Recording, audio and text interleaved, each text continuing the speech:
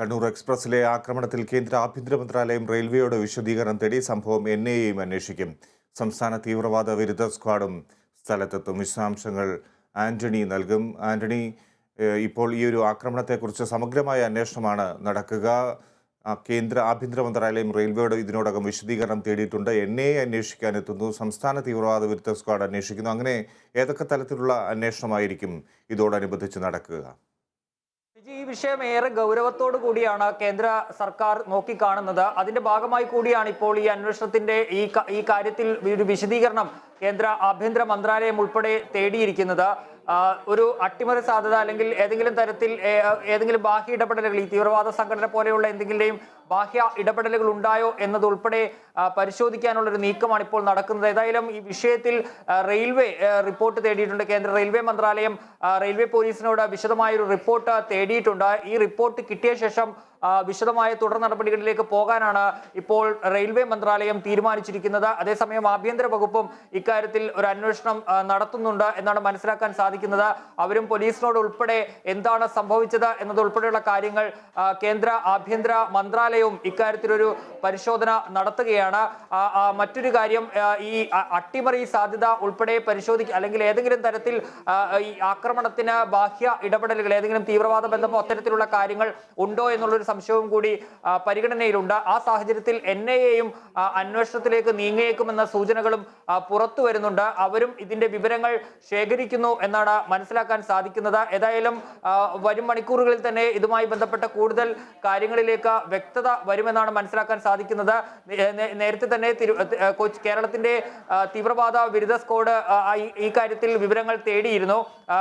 ഭീകരവാദ വിരുദ്ധ സ്ക്വാഡിന്റെ തലവൻ പി വിജയൻ അല്പസമയത്തിനകം തന്നെ കോഴിക്കോട്ടേക്ക് എത്തും. അത്തരത്തിൽ എല്ലാ ഈ സംഭവവുമായി ബന്ധപ്പെട്ടുള്ള എല്ലാ സാധ്യതകളും പരിശോധിക്കുന്നുണ്ട്.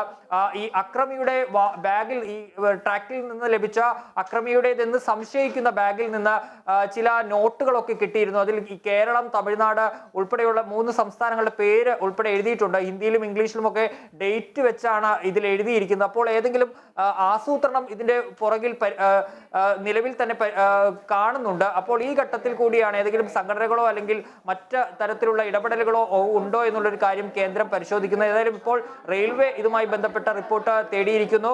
റെയിൽവേയുടെ ആ റിപ്പോർട്ട് കിട്ടിയ ശേഷം റെയിൽവേ മന്ത്രാലയം തുടർ നടപടികളിലേക്ക് നീങ്ങും. അതുപോലെ തന്നെ ആഭ്യന്തര മന്ത്രാലയം അതിന്റെ പരിശോധനകൾ ഇപ്പോൾ തുടരുന്നു. എൻഐഎ സംഘവും ഇതുമായി ബന്ധപ്പെട്ടുള്ള പരിശോധനകൾ തുടങ്ങിയിരിക്കുന്നു, അല്ലെങ്കിൽ അന്വേഷണം ആരംഭിച്ചിരിക്കുന്നു എന്നുള്ളതാണ് നമുക്ക് മനസ്സിലാക്കാൻ സാധിക്കുന്നത്. ഫിജി, ആന്റണി, നമുക്കിപ്പോൾ ചില CCTV ദൃശ്യങ്ങൾ ലഭ്യമായിട്ടുണ്ട്. അതിൻ്റെ എന്തെങ്കിലും വിവരങ്ങൾ പങ്കുവെക്കാൻ കഴിയുമോ? നമുക്കറിയാം, പ്രത്യേകിച്ച് കേരളത്തിൽ ഇത്തരത്തിലുള്ള സംഭവങ്ങൾ വളരെ വിരളമാണ് എന്ന് തന്നെ കരുതാം. ഇത്തരത്തിലുള്ള സംഭവങ്ങൾ ഇതിനു മുമ്പ് ആവർത്തിച്ചിട്ടുണ്ടോ എന്ന് തന്നെ സംശയമാണ്. അങ്ങനെ നോക്കുമ്പോൾ കേരളത്തിലെ ട്രെയിൻ യാത്രക്കാരെ കൂടുതൽ ഭയചകിതരാക്കുന്നതാണോ ഈ ഒരു ആക്രമം? ഫിജി, ഏറ്റവും നിർണായകമായ ദൃശ്യങ്ങളാണ് ഇപ്പോൾ പുറത്തു വന്നിരിക്കുന്നത്. ഈ അക്രമി എന്ന് സംശയിക്കുന്ന ആളുടെ ദൃശ്യങ്ങളാണ്. അയാൾ ഈ ട്രെയിനിൽ നിന്ന് ഇറങ്ങി റോഡിലേക്ക് എത്തി അവിടെ നിന്ന് ഒരു വാഹനത്തിൽ കയറിപ്പോയി എന്ന വിവരങ്ങളാണ് നേരത്തെ പുറത്തു വന്നത്. ആ വിവരങ്ങൾ സാധൂകരിക്കുന്ന ദൃശ്യങ്ങളാണ് ഇപ്പോൾ പുറത്തു വന്നിരിക്കുന്നത്. ഒരു ബൈക്കിൽ കയറി, ഈ ആക്രമണത്തിന് ശേഷം ഇയാൾ ഒരു ബൈക്കിൽ കയറി രക്ഷപ്പെട്ടു എന്നാണ് നേരത്തെ തന്നെ പോലീസ് വ്യക്തമാക്കിയിരുന്നത്. ഏതായാലും ആ ദൃശ്യങ്ങൾ ഇപ്പോൾ കേരള വിഷൻ ന്യൂസിനും ലഭിച്ചിരിക്കുന്നു. ആ ദൃശ്യങ്ങളാണ് ഇപ്പോൾ നമ്മൾ സ്ക്രീനിൽ കണ്ടുകൊണ്ടിരിക്കുന്നത്. ഏതായാലും ഏതാണ്ട് 25 വയസ്സ് പ്രായമുള്ള ഒരു യുവാവാണ് ഈ അക്രമത്തിന് പിന്നിലെന്ന സൂചന പോലീസ് പങ്കുവെക്കുന്നുണ്ട്. ആ നിറമുള്ള ഷർട്ട്, ചുവന്ന വരയുള്ള ഷർട്ടാണ് ഇയാൾ ധരിച്ചിരുന്നതെന്ന് ഈ സംഭവത്തിലെ ദൃക്സാക്ഷികളായ യാത്രക്കാരും വ്യക്തമാക്കിയിരുന്നു. ഏതായാലും ആ CCTV ദൃശ്യങ്ങൾ ഇപ്പോൾ പുറത്തു വന്നിരിക്കുന്നു. ഏതായാലും നിർണായകമായ വിവരങ്ങൾ തന്നെയാണ് പോലീസിനെ സംബന്ധിച്ച് ഇതുമായി ബന്ധപ്പെട്ട ഇപ്പോൾ ലഭിച്ചിരിക്കുന്നതെന്ന് വേണം പറയാൻ. ഏതായാലും ഇക്കാര്യത്തിൽ വ്യക്തമായ സൂചനയുണ്ടെന്ന് അല്പസമയം മുമ്പാണ് DGP വ്യക്തമാക്കിയത്. ഏതായാലും ആ ദൃശ്യങ്ങളാണ് ഇപ്പോൾ പ്രേക്ഷകർ കണ്ടുകൊണ്ടിരിക്കുന്നത്. ഏതായാലും സമാനതകളില്ലാത്ത, അല്ലെങ്കിൽ ഇതിനു മുമ്പ് ഒരു ഇതുവരെയും ഉണ്ടാകാത്ത ഒരു സംഭവമാണ് ഇന്നലെ ഈ എലത്തൂരിൽ വെച്ച് ട്രെയിനിൽ ഉണ്ടായത്, കണ്ണൂർ ആലപ്പുഴ എക്സിക്യൂട്ടീവ് എക്സ്പ്രസിൽ ഉണ്ടായത്. ആ സംഭവത്തിന്റെ അതിൽ എല്ലാ തരത്തിലുള്ള അന്വേഷണങ്ങൾ ഇപ്പോൾ പുരോഗമിക്കുന്നതിനിടെ കൂടിയാണ് നിർണായകമായ CCTV ദൃശ്യങ്ങളും പോലീസിന് ലഭിച്ചിരിക്കുന്നത്. ഫിജി, ദൃശ്യങ്ങളിൽ ഒരാളുടെ ബൈക്കിന് പിന്നിൽ കയറി അദ്ദേഹം പോകുന്നതായി കാണാൻ കഴിയുന്നുണ്ട്. അങ്ങനെയെങ്കിൽ ഇയാൾ മാത്രമല്ല ഈ ഒരു കുറ്റകൃത്യത്തിൽ ഏർപ്പെട്ടത്, ഒരു സംഘടിതമായ ശ്രമം ഇതിന്റെ പിന്നിൽ നടന്നു എന്ന് പോലീസ് സംശയിക്കുന്നതും ഈ കാരണങ്ങളാൽ കൊണ്ടാണോ?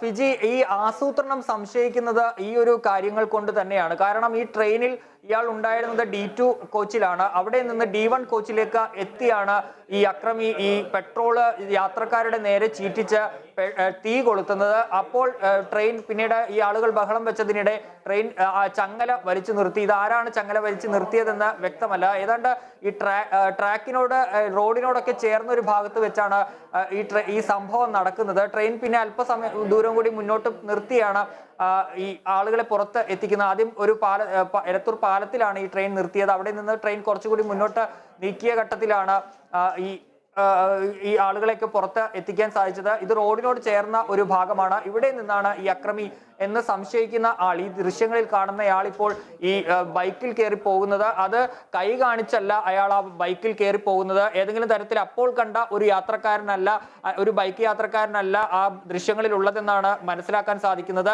നേരത്തെ കാത്ത് നിന്നിരുന്നു, ഒരാൾ വരുമെന്ന് ഉറപ്പുള്ളത് കൊണ്ട് തന്നെ അങ്ങനെ വന്ന് ആ ബൈക്കിലേക്ക് കയറി പോകുന്നതാണ് ആ ദൃശ്യങ്ങളിൽ കാണുന്നത്. ഏതെങ്കിലും തരത്തിൽ കൈ കാണിച്ച് നിർത്തുന്ന ഒരു ബൈക്കിലല്ല അയാൾ പോയിരിക്കുന്നത്. അതുകൊണ്ട് തന്നെയാണ് അയാൾ ഫോൺ ഉൾപ്പെടെ അയാളുടെ ചെവിയിൽ ഈ ദൃശ്യങ്ങളിൽ നമുക്ക് കാണാൻ സാധിക്കുന്നുണ്ട്. അയാൾ ഫോൺ വിളിക്കുന്നുണ്ട്.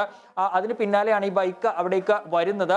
ആ ബൈക്കിലാണ് കയറി പോകുന്നത്. അതുകൊണ്ട് തന്നെ ഇതിന് പിന്നിലൊരു ആസൂത്രണമുള്ള കാര്യമാണ് പ്രധാനമായും സംശയിക്കുന്നത്. നേരത്തെ തന്നെ പറഞ്ഞ് നിശ്ചയിച്ച ഒരു പ്ലാൻ പ്രകാരമുള്ള ഒരു കാര്യമാണ് ഇക്കാര്യത്തിൽ നടന്നിട്ടുള്ളത് എന്നാണ്. ഇപ്പോൾ ഏതായാലും ഈ ബൈക്ക് ഈ വന്ന ഇരുചക്ര വാഹനവുമായി വന്ന ആളെക്കുറിച്ചും പോലീസിന് ഏകദേശം സൂചനകൾ ലഭിച്ചിട്ടുണ്ട്. അതുപോലെ തന്നെ ഈ പ്രതിയുടെ രേഖാചിത്രം ഇതിനോടകം തന്നെ പോലീസ് ഈ സഹയാത്രക്കാരുടെ സഹായത്തോടെ തയ്യാറാക്കിയിട്ടുണ്ട്. ഏതായാലും ഈ ആസൂത്രണം ഇതിന്റെ ഉള്ളിൽ ഉണ്ട് എന്ന് വ്യക്തമാക്കുന്നതാണ്. കാരണം മുൻപരിചയമുള്ള ഒരാൾ വന്നു പോകുന്നു എന്നുള്ള നിലയിൽ തന്നെയാണ് ബൈക്ക് അയാൾ ആ സ്കൂട്ടറിൽ കയറി പോകുന്നത്. ഫിജി.